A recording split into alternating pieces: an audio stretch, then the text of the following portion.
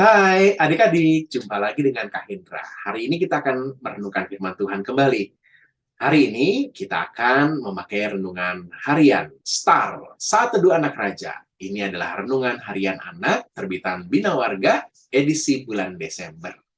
Hari ini kita akan merenungkan firman Tuhan dari Filipi 1 ayat 21.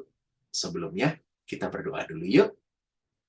Tuhan Yesus, terima kasih karena Tuhan boleh berikan kesempatan untuk kami merenungkan firman-Mu.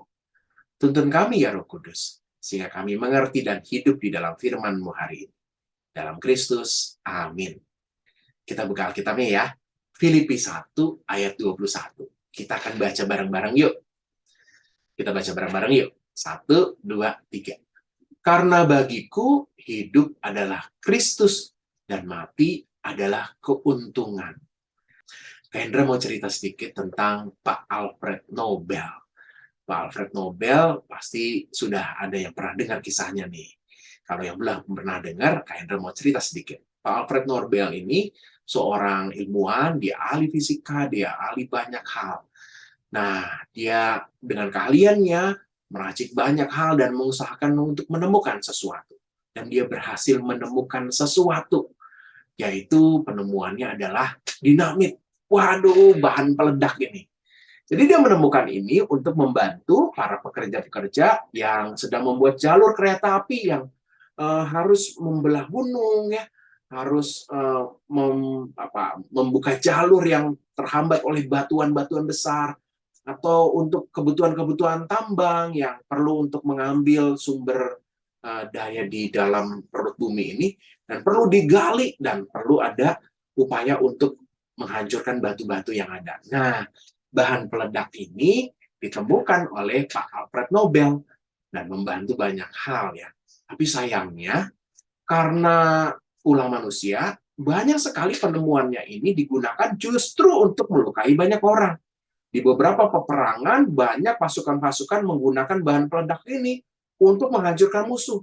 Banyak korban yang diakibatkan karena temuannya Pak Alfred Nobel ini. Pak Alfred Nobel lalu menjadi gelisah. Aduh, nanti kalau aku mati, orang akan mengenang aku sebagai apa ya? Sebagai penemu dari sesuatu yang membunuh banyak orang? Atau ada sesuatu yang bisa aku lakukan ya? Akhirnya dia menuliskan sebuah surat wasiat.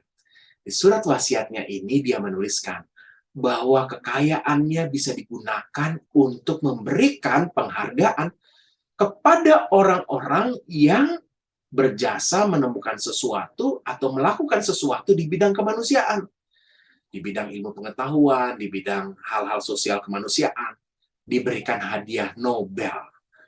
Nah, hadiah Nobel itu diberikan kepada banyak orang sampai dengan saat ini. Karena Pak Alfred Nobel ingin semua apa yang dia dapat dari temuannya itu boleh memberkati, memacu banyak orang melakukan sesuatu. Apa yang dilakukan oleh Pak Alfred Nobel ini adalah seperti yang sebenarnya dikatakan di dalam firman Tuhan hari ini. Bagiku hidup adalah untuk Kristus dan mati adalah keuntungan. Jadi kalau kita bisa hidup, kita harus menjadi orang yang memberikan dampak buat lingkungan. Seperti Pak Alfred Nobel. Adik-adik, walaupun adik-adik masih kecil, bisa loh menjadi seseorang yang memberi dampak buat lingkungan. Hidup adik-adik itu untuk Kristus. Caranya gimana? Seperti orang-orang Majus yang memberi persembahan, kita juga bisa loh memberikan persembahan. Yang pintar nyanyi, kita bisa nyanyi. Yang bisa senyum, bisa sapa, kita harus menyapa. Coba kalau Anda ketemu orang lain, kita sapa dulu. Hai, selamat pagi, selamat sore, selamat malam. Atau mengucapkan selamat Natal juga boleh.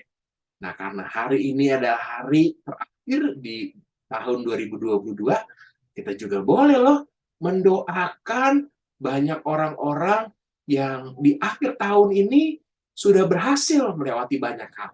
Tapi juga ada yang sedang menderita di tahun ini. Biarlah semua mereka boleh memasuki tahun baru dengan sukacita. Nah, itu yang bisa adik-adik lakukan. Seperti Pak Alfred Nobel yang memberikan diri untuk orang lain. Kita bisa loh hidup untuk Kristus. Yuk, kita berdoa ya. Mari kita berdoa. Tuhan Yesus, terima kasih untuk hari ini. Kami boleh bersama-sama merenungkan firman Tuhan.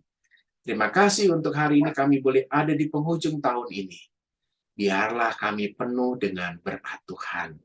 Kami tutup tahun ini dengan sukacita. Kami bersyukur dalam Yesus Kristus. Amin. Sampai jumpa lagi. Semoga tahun ini penuh dengan berkat Tuhan. Dan tahun yang baru, sekali lagi, Tuhan menunjukkan kesetiaan bagi adik-adik dan seluruh keluarga. Selamat menutup tahun ini dengan sukacita. Dan biarlah di tahun depan, kalian semua penuh dengan berkat Tuhan. Jaga kesehatan selalu ya. Dan Yesus berkati.